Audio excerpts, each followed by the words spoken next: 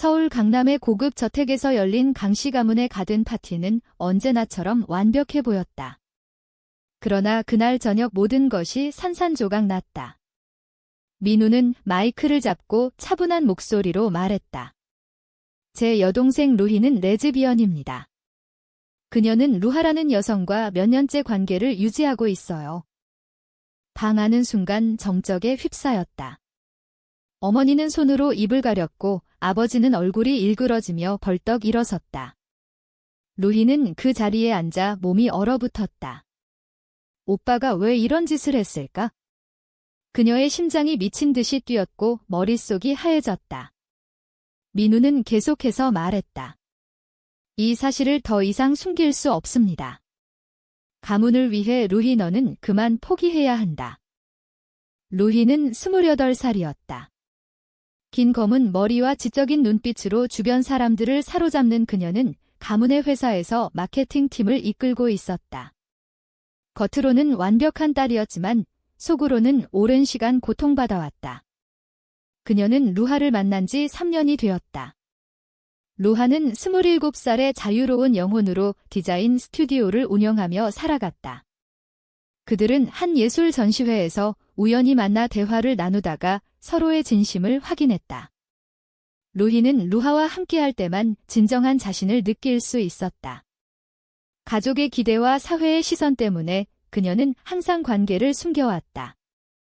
한국 사회에서 동성애는 여전히 금기시되는 주제였고 특히 재벌 가문에서는 상상도 할 수 없는 일이었다. 민우는 가문의 황금 아들이었다. 32살의 그는 아버지의 뒤를 이어 회사를 이끌며 성공가도를 달리고 있었다. 그러나 최근 그의 잘못된 투자 결정으로 회사가 큰 위기에 처했다. 루희가 정치적 결혼을 거부하자 그는 동생의 비밀을 무기로 사용하기로 마음먹었다. 그는 이미 루희와 루하의 관계를 몇 달 전부터 알고 있었다. 하지만 그 사실을 폭로함으로써 가족의 관심을 돌리고 루희를 압박해 결혼을 강요하려 했다. 그의 계산은 치밀했다. 그러나 그는 몰랐다. 이 폭로가 가족 전체를 파국으로 몰아넣을 것이라는 사실을. 파티는 혼란으로 끝났다. 손님들은 서둘러 떠났고 가족들은 거실에 모였다. 아버지는 루희를 노려보며 말했다. 내가 어떻게 그런 수치를 가문에 안길 수 있느냐. 어머니는 울면서 루희의 손을 잡았다. 제발 오빠 말대로 해라. 우리 가족을 생각해라. 루희는 눈물을 참으며 대답했다. 저는 그냥 사랑했을 뿐이에요. 왜 그게 잘못된 건가요? 그녀의 목소리는 떨렸지만 마음속에서는 분노가 차올랐다. 오빠의 배신이 그녀를 더 강하게 만들고 있었다.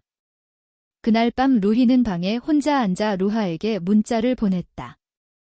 모든 게 드러났어. 미안해. 다음 날 아침 강씨 가문의 저택은 무거운 공기로 가득했다. 아버지는 루희를 서재로 불렀다. 민우도 함께였다. 아버지는 차가운 목소리로 말했다. 내가 한 짓은 가문을 망칠 수 있다. 당장 그 여자와 헤어지고 적당한 사람과 결혼해라. 민우는 옆에서 고개를 끄덕이며 덧붙였다. 누나 회사 이미지에도 좋지 않아. 생각해봐. 루희는 주먹을 꽉 쥐었다. 오빠는 왜 내 비밀을 폭로한 거야?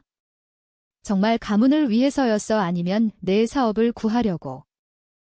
민우의 표정이 순간 굳었다. 그는 동생의 날카로운 질문에 당황했다. 그러나 곧 평정을 되찾고 말했다. 나는 내가 행복한 척하면서 가문을 위험에 빠뜨리는 걸 더 이상 볼 수 없었다. 루희는 웃음이 나왔다. 행복한 척, 오빠는 내가 루하와 함께할 때 진짜 행복하다는 걸 몰라. 그녀는 서재를 나와 방으로 돌아왔다. 마음이 복잡했다. 가족을 사랑했지만 자신의 정체성을 포기할 수는 없었다. 한국 사회에서 레즈비언으로 사는 것은 매일 싸움이었다. 동료들의 속삭임, 가족의 기대, 미디어의 편견. 모두가 그녀를 정상에서 벗어난 존재로 만들었다. 그녀는 루하를 만나기로 했다. 홍대 근처 작은 카페에서 루하는 이미 기다리고 있었다. 루하는 루희를 보자마자 안아주었다. 괜찮아. 내가 여기 있어? 루희는 루하의 품에서 울음을 터뜨렸다. 모든 게 엉망이 됐어. 가족이 나를 포기할지도 몰라. 루하는 부드럽게 그녀의 등을 토닥였다. 내가 선택해야 해. 가족의 기대를 위해 평생 거짓으로 살 건지 아니면 진짜 자신으로 살 건지. 루하는 27살이었지만 삶의 경험이 많았다. 그녀는 어린 시절부터 자신의 성적 지향을 받아들이고 자유롭게 살아왔다. 루희와의 만남은 그녀에게도 큰 의미였다. 두 사람은 서로를 통해 힘을 얻었다. 그러나 루희의 마음은 여전히 무거웠다. 그녀는 루하에게 말했다. 오빠가 나를 이용한 것 같아. 회사 때문에. 루하는 고개를 끄덕였다. 그럼 내가 강해져야 해. 더 이상 숨지 말고. 그날 밤 루희는 집으로 돌아오며 결심했다. 더 이상 도망치지 않겠다고. 그러나 그녀는 몰랐다. 이 선택이 가족의 더 깊은 상처를 드러내게 될 것이라는 사실을. 스캔들은 빠르게 퍼졌다. 다음 날 아침 신문과 온라인 기사에 강 가문의 딸이 레즈비언이라는 소문이 돌았다. SNS에서는 루희의 이름이 트렌딩이 되었다. 일부는 동정을 보였지만 대부분은 비난과 조롱이었다. 회사 직원들은 루희를 피했다. 동료 한 명이 속삭였다.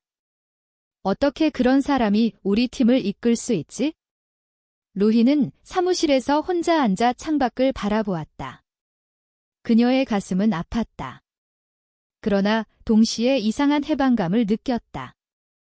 이제 숨길 필요가 없다는 사실이 그녀를 강하게 만들었다. 민우는 사무실에서 전화를 받으며 얼굴을 찌푸렸다. 투자자들이 물러나고 파트너들이 연락을 끊었다. 그의 계획은 역효과를 냈다. 그는 루희의 사무실로 찾아갔다. 이제 만족하냐? 내 때문에 회사가 흔들리고 있어? 루희는 차갑게 대답했다. 오빠가 시작한 일이야? 이제 책임져. 민우는 동생을 노려보았다. 너는 아직도 모르는구나. 내가 왜 그랬는지. 그는 최근 회사의 자금을 잘못 운용한 사실을 숨기고 있었다. 루희의 결혼이 그 문제를 덮을 수 있는 유일한 방법이었다고 믿었다. 그날 저녁 루희는 루하의 아파트로 갔다. 루하는 그녀를 따뜻하게 맞이했다. 오늘 힘들었지? 루희는 루하의 어깨에 기대며 말했다. 사회가 나를 미워하는 것 같아. 그러나 너와 함께라면 견딜 수 있을 것 같아. 두 사람은 밤늦게까지 이야기를 나누었다. 루하는 루희에게 자신의 과거를 털어놓았다. 어린 시절 가족에게 거부당한 경험, 그러나 스스로를 받아들이며 살아온 과정. 루희는 그 이야기를 들으며 용기를 얻었다. 그녀는 루하에게 말했다. 나도 이제 진짜로 살고 싶어. 그러나 압력은 점점 커졌다. 어머니가 전화로 울며 말했다. 제발 집으로 돌아와라. 아버지가 너를 기다리고 있어? 루희는 전화를 끊으며 눈물을 흘렸다. 가족을 포기하는 것이 이렇게 아플 줄은 몰랐다. 그러나 그녀의 마음은 이미 루하 쪽으로 기울고 있었다. 고조되는 압력 속에서 루희는 민우와 정면으로 맞섰다. 회사 회의실에서 그녀는 오빠에게 말했다. 오빠가 회사의 돈을 잘못 썼다는 걸 알아? 투자 실패를 숨기려고 나를 희생시키려 했지? 민우의 얼굴이 창백해졌다. 내가 어떻게 알았어? 루희는 증거 서류를 내밀었다. 내가 우연히 발견했어. 오빠는 나를 이용했지만 이제 끝이야. 민우는 분노와 공포로 몸을 떨었다. 그는 동생의 비밀을 알게 된 후로 그녀를 감시해왔다. 그러나 그 과정에서 자신의 잘못이 드러날 줄은 몰랐다. 아버지는 두 사람의 대화를 듣고 충격에 빠졌다. 민우야, 이게 사실이냐? 민우는 변명하려 했지만 이미 늦었다. 아버지는 실망한 눈으로 아들을 바라보았다. 내가 가문의 황금 아들이라고 믿었는데 이 모든 게 내 욕심 때문이었구나. 민우는 무릎을 꿇고 빌었다. 아버지 용서해 주세요. 그러나 아버지의 마음은 이미 돌아섰다. 그는 루희를 바라보며 말했다. 내 선택은 존중하마. 그러나 가문은 지켜야 한다. 루희는 그 말을 듣고 씁쓸하게 웃었다. 아버지 가문은 이미 무너졌어요. 제가 레즈비언이라는 사실 때문에가 아니라 오빠의 배신 때문에요. 그녀는 집을 나왔다. 루하가 기다리는 곳으로. 루하는 그녀를 안아주며 말했다. 이제 자유야. 루희는 루하의 품에서 울었다. 그러나 그 눈물은 슬픔이 아니라 해방의 눈물이었다. 그녀는 오랜 시간 가족의 기대에 갇혀 살아왔다. 이제야 진짜 자신으로 살 수 있게 되었다. 스캔들은 계속되었지만 루희는 더 이상 숨지 않았다. 그녀는 루하와 함께 작은 모임에 참석하며 자신의 이야기를 나누기 시작했다. 많은 사람들이 그녀의 용기에 박수를 보냈다. 그러나 가족과의 관계는 점점 멀어졌다. 민우는 회사에서 자리를 잃었고 아버지는 건강이 악화되었다. 모든 것이 바뀌었다. 몇 달 후 루희는 루하와 함께 새로운 삶을 시작했다. 그들은 작은 아파트에서 함께 살며 서로를 지지했다. 루희는 회사를 그만두고 프리랜서 컨설턴트로 일했다. 루하는 디자인 작업을 계속하며 그녀를 응원했다. 두 사람은 매일 작은 행복을 쌓아갔다. 그러나 가끔 루희는 가족을 생각하며 가슴이 아팠다. 어머니가 보낸 문자에는 여전히 미안함과 그리움이 담겨 있었다. 아버지는 여전히 침묵했다. 민우는 해외로 떠났다. 그의 황금 아들 자리는 사라졌다. 루희는 루하와 산책하며 말했다. 내가 가족을 포기한 게 잘못이었을까? 루하는 그녀의 손을 잡았다. 아니야. 너는 자신을 선택한 거야? 그게 가장 용감한 일이었어. 루희는 고개를 끄덕였다. 그녀는 이제야 알았다. 진정한 사랑과 자유는 대가를 치러야 얻을 수 있다는 것을.